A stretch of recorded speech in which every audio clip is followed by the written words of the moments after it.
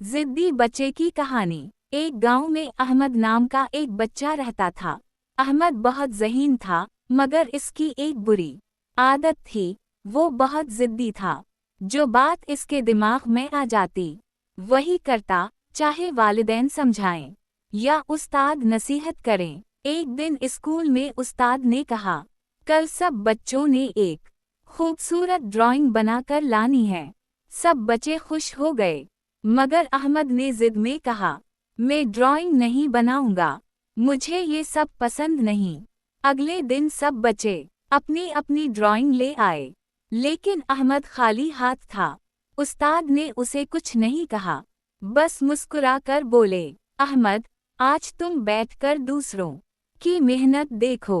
अहमद ने देखा कि उसके दोस्तों की तारीफ हो रही है, इन्हें शाबाशी मिल रही है।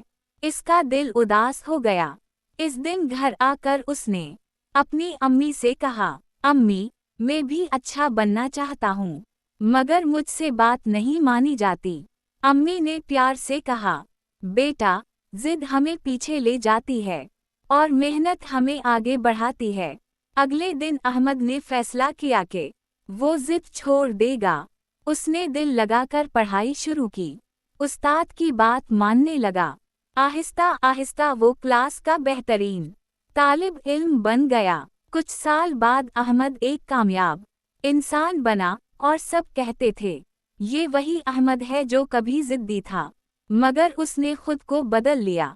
सबक: जिद हमें नाकाम बनाती है, बात मानना और मेहनत करना हमें कामयाब बनाता है। जो बच्चा खुद को बदल ले, वही असल में जीत जाता है।